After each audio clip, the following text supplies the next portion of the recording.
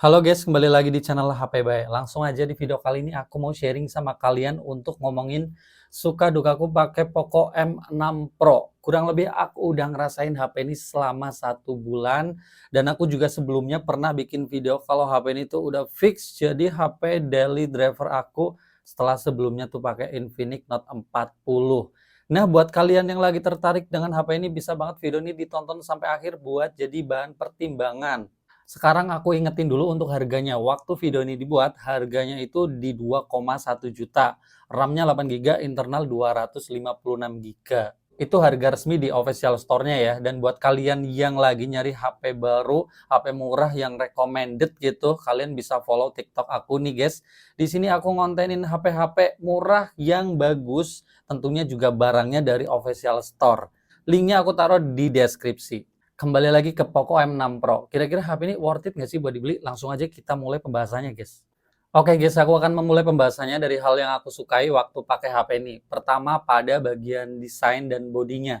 Jujur, ini HP yang menurut aku tuh desainnya tuh unik, punya karakter gitu. Apalagi model backdoor-nya yang punya dua finishing yang berbeda. Yang atas glossy, yang bawah ini agak matte gitu. Jadi berasa ada tampilan yang unik aja gitu, guys. Terus aku juga suka banget dengan frame-nya yang sudah mengkotak, terus finishing-nya warnanya itu hitam. Ini menurut aku perpaduannya unik, guys. Kayak belakang itu cerah tampilannya, dua warna, sampingnya juga gelap gitu. Kayak dilihat-lihat tuh kayak berasa unik aja gitu. Terus untuk bodinya juga aku tergolong suka, meskipun ini material masih dari plastik, tapi pegangannya enak karena ini HP tuh ringan. Beratnya cuma 179 gram, tebelnya 8 milimeter, dan ini layarnya juga bukan layar yang gede banget, 6,6 inch. Jadi berasa HP-nya tuh sedikit lebih compact dibanding HP-HP lain di kelas harganya, guys. Misal sama Samsung kalian bisa melihat, kayak lebih kecil HP ini, terus sama Infinix Note 40 juga sedikit lebih kecil. Jadinya HP ini tuh dipegang kayak cukup nyaman gitu, guys. Terus ngomongin fitur di bagian bodinya, ini juga udah punya fitur IP54 yang tahan cipratan air dan debu. Jadi nggak takut lagi untuk main basah-basahan guys ini HP. Selanjutnya suka yang kedua di HP ini pada bagian layarnya. Untuk layar tampilannya aja udah keren guys, karena sudah model kamera depan punch hole dengan bezel yang tipis dan simetris. Bawahnya juga tipis guys. Terus HP ini juga punya fitur yang unik di bagian depan, jelas sudah punya fingerprint di depan layar yang performanya lagi-lagi ya enak banget, kenceng, dan dipakainya juga gampang, tinggal tempel guys. Terus ngomongin layarnya juga udah mantep banget, udah dari AMOLED, ukurannya 6,7 inci, resolusinya juga udah 1080p, kerapatannya juga udah 300-an ppi. Kalau untuk kualitasnya, lagi-lagi layar AMOLED ya no komplain lah, udah nyaman banget dari segi warnanya yang cerah, tajamnya juga bagus. Pokoknya buat nonton-nonton, ngeliat foto, atau apapun dah, berasa udah mantep aja nih layar. Terus refresh rate layarnya juga udah 120 Hz, yang tentunya buat scrolling-scrolling itu nyaman banget lah, gerakannya mulus. Untuk kecerahan layar HP ini juga menurut aku udah cukup banget ya, meskipun bukan yang terang banget dipakai di bawah terik matahari.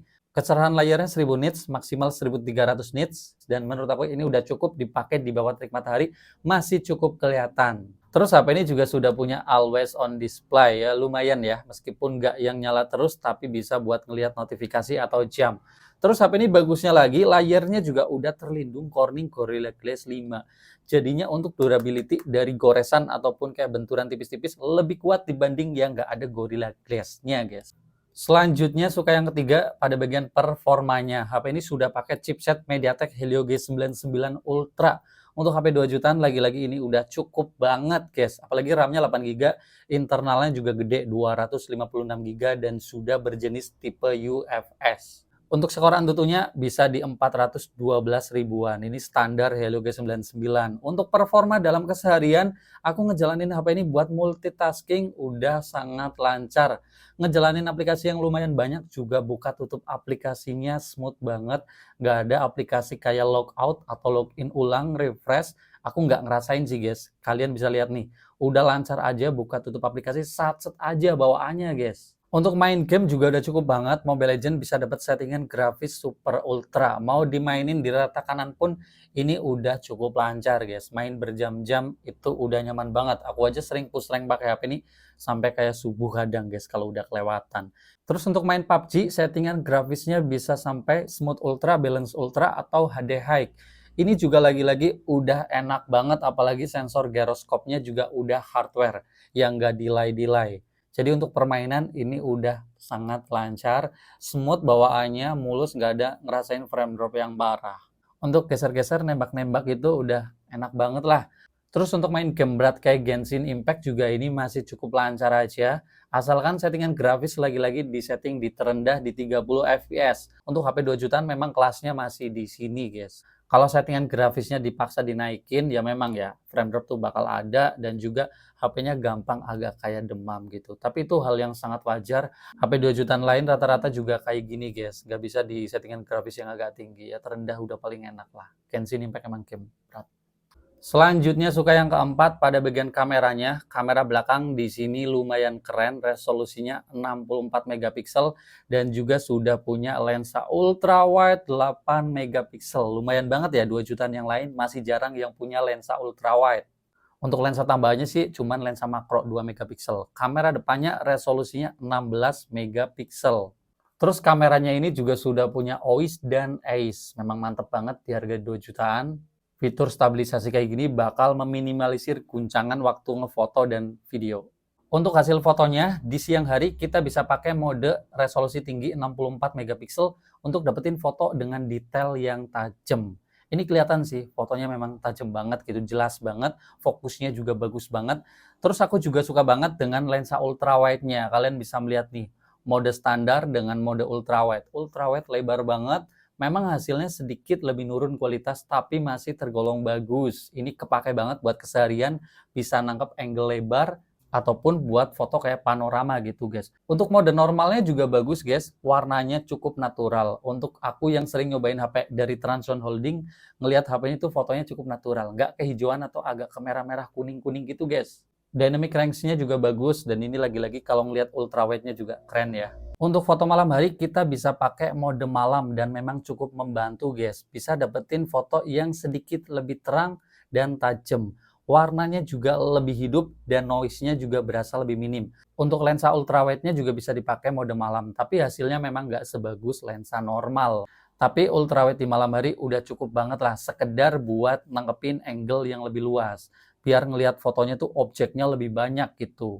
Kalau untuk kamera depan, selfie-nya ini 16 megapiksel, menurut aku sih hasilnya cukup-cukup aja. Bukan yang bagus-bagus banget, bukan juga yang jelek banget. Untuk ketajamannya menurut aku udah cukup, meskipun kadang-kadang fokusnya itu kurang oke, guys. Tapi untuk warnanya ini cukup bagus, mendekati aslinya gitu. Cukup natural lah. Paling pada bagian mode potretnya yang memang kadang-kadang agak kurang rapih. Tapi untuk HP harga 2 jutaan, ya menurut aku udah cukup aja kayak gini. Untuk selfie di malam hari, lagi-lagi hasilnya sih menurut aku pas-pasan ya. Dibilang jelek juga enggak, bagus juga enggak. Tapi masih bisa pakai mode malam yang kadang-kadang bisa naikin sedikit brightness-nya lebih terang. Noise-nya sedikit lebih berkurang, tapi itu kadang-kadang kurang efektif. Tapi lagi-lagi nggak bisa komplain banyak ya. Selfie-nya menurut aku udah menggambarkan kondisi yang mendekati aslinya aja udah bagus. Terus untuk perekaman video di kamera belakang bisa di resolusi ada dua, guys, 1080 30 fps sama 1080 60 fps. Yang lagi kalian lihat ini 1080 30 fps. Hasilnya memang stabil karena udah ada OIS dan ACE gitu, guys. Jadi guncangannya itu minim dan ini juga fokusnya cukup bagus. Warnanya juga bisa dibilang mendekati kondisi aslinya, cukup natural. Kalau dipakai di mode 1080p 60 fps biar dapat pergerakan yang halus, itu memang cukup bagus, tapi stabilisasinya itu kurang efektif. Jadi agak guncang-guncang. Yang aku suka banget jelas kamera ultrawide-nya ini bisa dapat angle lebar dan hasilnya juga stabilnya itu kalau menurut aku lebih bagus dibanding lensa normalnya. Memang detail dan ketajamannya kurang, kualitasnya juga nurun, tapi menurut aku udah seru lah bisa dapetin video yang lebar dan stabil. Bahkan kalian bisa melihat aku sambil motoran kayak gini pakai lensa lebar ultrawide, jalannya hancur parah, masih kelihatan guncangannya tuh minim, nggak yang parah banget. Dilihat masih enak. Untuk kamera depannya juga lumayan banget, bisa 1080p 60 fps, bisa juga 1080p 30 fps. Tapi yang aku cobain di sini 1080p 30 fps, biar hasilnya stabil. Seperti kalian lihat, tergolong cukup oke, nggak yang guncangnya tuh parah banget, dilihat masih enak. Jadi ini bagus banget buat rekam-rekam selfie kayak gini, guys. Warnanya juga bisa dibilang cukup natural ya, gambarnya juga kelihatan terang aja, detailnya juga berasa cukup aja gitu, mantep lah.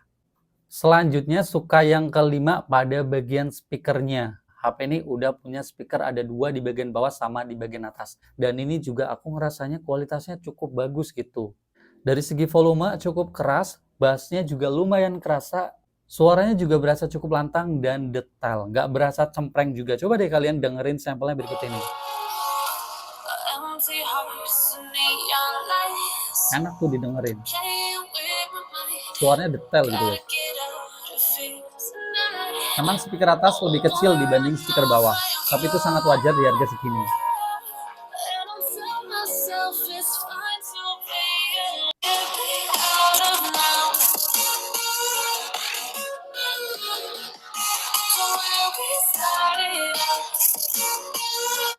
Mantep, speakernya buat harian enak banget, buat dengerin musik, buat dengerin podcast, buat main game, enak.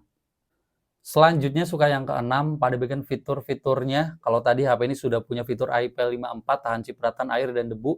Terus HP ini juga sudah punya Corning Gorilla Glass di layarnya yang bakal tahan goresan. Punya fingerprint di depan layar. Terus HP ini juga sudah punya fitur jack audio ya. Bukan sudah punya, tapi masih punya gitu. Soalnya HP zaman sekarang udah pada ngilang ini guys. Infinix udah pada nggak ada, Samsung juga udah pada nggak ada, Tecno juga udah pada nggak ada. Ini masih ada tuh lubang handset atau colokan kayak gini, menurut aku lumayan membantu banget buat pakai colokan berkabel, handset kabel, mikrofon eksternal yang bisa dicolok, itu mantep lah.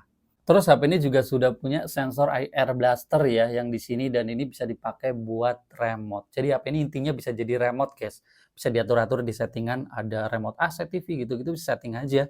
Terus HP ini juga jelas masih ada NFC-nya. Jadi fiturnya lumayan banyak ini HP guys. Selanjutnya suka yang ketujuh pada bagian baterai dan chargingnya. HP ini sudah punya baterai jelas ya, udah standar 5000 mAh. Dan aku ngerasainnya buat keseharian juga udah aman banget. Aku pakai jaringan data guys, bukan pakai wifi. Buat main game, buat scrolling sosmed, buat nonton-nonton juga. Dari baterai 100% sampai 10% bisa dapat masa pakai 13 jam 29 menit. Jadi untuk dipakai dari pagi sampai malam itu udah cukup banget. Kalau untuk screen on time-nya di sini kebetulan settingannya aku lihatnya nggak ada.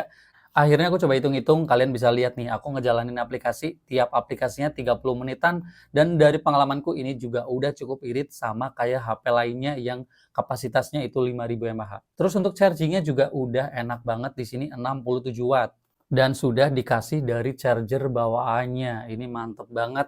Untuk ngecasnya aku dari baterai 10% sampai 100%, butuh waktu cuman 52 menit. Jadi udah mantep banget untuk HP 2 jutaan, tergolong salah satu yang paling kenceng guys. Oke guys, kalau barusan aku udah sharing pada bagian sukanya, sekarang aku ceritain pada bagian dukanya untuk jadi bahan pertimbangan sebelum kalian beli HP ini. Yang pertama, ini HP tuh banyak iklan gitu. Iklannya itu sering banget muncul waktu kayak buka aplikasi tema, mau ganti tema juga muncul, mau ganti wallpaper juga muncul. Dan kadang-kadang waktu muncul itu cukup lama. Ada juga yang nggak bisa di-skip, itu harus ditunggu dulu. Itu sangat ganggu sih. Di aplikasi bawaan Xiaomi-nya juga banyak guys yang muncul kayak di aplikasi File Manager. Jadi waktu kita buka file, malah ngelewatin iklan dulu yang kadang-kadang bisa di-skip, kadang-kadang juga nggak bisa. Dan itu juga kadang-kadang munculnya nggak cuma sekali, kadang 2 kali.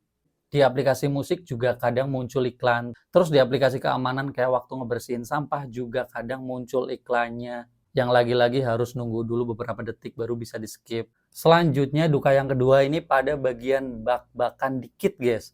Ya aku ngerasain HP ini tuh pernah sedikit ngeblank. Gak bisa disentuh itu 2 kali.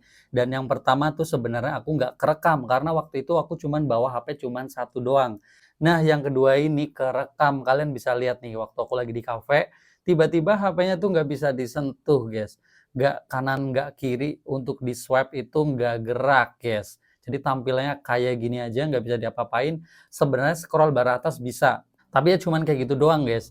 Ini lumayan bikin sebel sih, guys. Jadi lagi momen-momen asik HP-an malah tiba-tiba kayak gini. Tapi solusinya sebenarnya gampang, tinggal dimatiin aja di bagian tombol power, dinyalain lagi tuh bisa. Aku nyobainnya tuh kayak gitu waktu terjadi kayak gini guys. Selanjutnya duka yang ketiga ini pada bagian backdoor-nya aja yang gampang banget kucel. Aku tuh sering banget pakai HP ini kalau lagi nggak pakai casing kan seneng sama desainnya gitu. Tapi ya minusnya kayak gini guys, harus sering-sering ngelap. Ini backdoor-nya kalau dilapin tuh memang ya kelihatannya bagus gitu, tampilannya keren banget. Tapi nggak lama kemudian kena bercakan udah tuh. Udah fingerprint di mana-mana, di bagian seluruh bodi belakang nempel semua, dan memang kelihatannya jadi HP-nya gampang kayak kucel dekil, guys. Ya ini lumayan kerasa buat tampilan kurang seger lah, soalnya aku sebelumnya pakai Infinix Note 40, ini fingerprint ditempel-tempel sengaja nggak begitu kelihatan, guys. Tapi si Poco ini aduh tuh langsung kelihatan. Oke guys, mungkin kayak gitu aja yang bisa aku ceritain sama kalian. Kelihatannya ini video cukup panjang jadinya, tapi intinya semoga video ini bakal jadi bermanfaat lah buat kalian yang mau beli HP ini. Kalau ditanya apakah HP ini worth it atau enggak, jujur aja worth it aja terlepas dari ada dukanya tadi. Karena aku sendiri sampai sekarang memutuskan untuk daily drivernya aja pakai HP ini, karena memang kelebihannya terlalu banyak di kelas harganya. Bahkan HP ini bisa dibilang HP yang all-rounder gitu. Desain bodinya cukup bagus, dipegangnya juga nggak berat, cukup nyaman, layarnya AMOLED, bezelnya simetris tipis, performanya kenceng, kameranya bagus, punya ultrawide, speakernya sudah stereo, HP ini fiturnya juga banyak, punya NFC, punya jack audio, punya IP rating, punya NFC, baterainya awet, chargingnya juga kenceng. Ini banyak banget kelebihannya jujur. Dan kekurangannya ya memang ya nggak ada HP yang sempurna guys. Kalau iklan yang jelas ya tinggal disabarin aja mah di skip. Ada ngebug kayak tadi nggak bisa disentuh itu sih cuma terjadi 2 kali doang ya. Mungkin kedepannya semoga aman aja gitu. Sama backdoor yang gampang kotor kayak gini mah kalau aku tinggal pakein casing aja. Jadi untuk sementara memang aku masih sangat nyaman dengan HP ini guys. Aku nggak dibayar sama Poco, tapi ini beneran review yang aku rasain. Ya kalau kalian ada pendapat dengan HP ini, kalian juga bisa komentar aja. Yang udah pakai juga bisa sharing suka dukanya kayak gimana gitu. Semuanya kalian bisa ceritain aja di kolom komentar. Videonya sekian aja dulu, kita bakal ketemu lagi di video selanjutnya dan bye-bye guys.